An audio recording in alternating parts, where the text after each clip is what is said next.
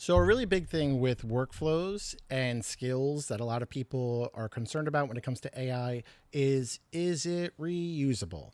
And the short answer is, well, yes, but depending on how you build it. So, for example, here I have a workflow and a skill inside of Codex to generate images for an Amazon image stack. So you can't do that in Claude Code technically because there's no built-in image model. You'd have to wire up an API, which could still be done. But I'm looking for lowest friction possible. What we're looking at right now is Antigravity, which is Google's version of a super app. And you can see over here, I use the exact same skill that I called upon because it's listed here because it could see it inside of my database. And I gave it the same exact, reference image and URL for the product on Amazon. The really interesting thing was it developed an implementation plan. So it didn't just go and do it, which is fine. But then I said, continue, and it did it in 3 minutes. And it gave the exact same output with a little bit of a twist. So it did it in 3 minutes versus in Codex, this would probably take, 10 to 12 minutes to do it. When you look at the output over here, you can see it's pretty much on par in terms of like what it was able to kind of deduce or come to an idea of what's a good image. The top is anti-gravity. The bottom is Codex, which is ChatGPT's image model. So you can see, like, I just wanted to see from a perspective, like looking at this image in a car, like that looked pretty good.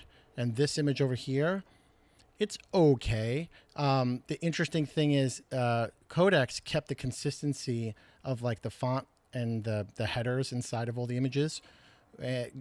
Google Antigravity didn't. When it came down to dimensions and fit, it gave a stylized version of it versus the actual product.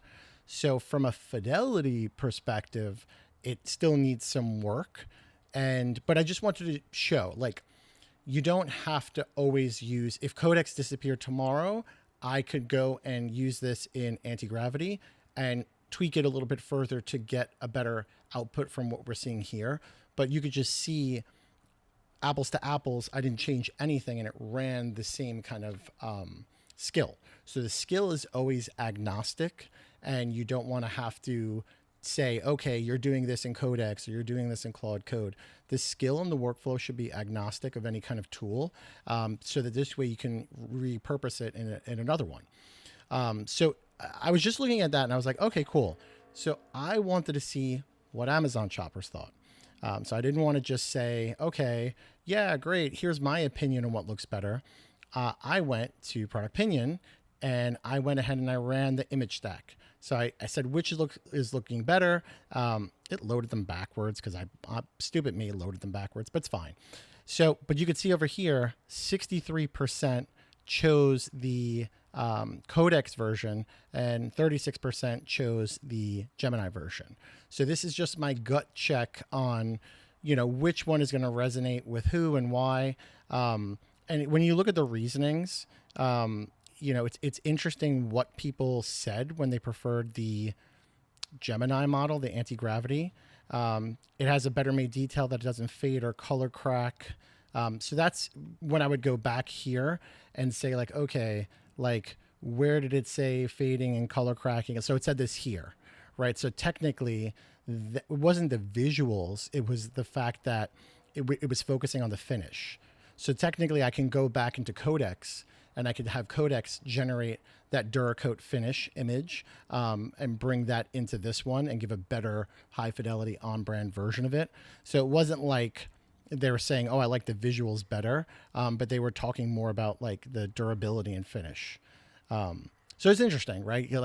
You could see where it's going to work and where it's not going to work. But overall, like you could just see that the ChatGPT Codex version just gave a better output that was more cohesive and had continuity on brand for like the titles and the infographics and all that kind of stuff.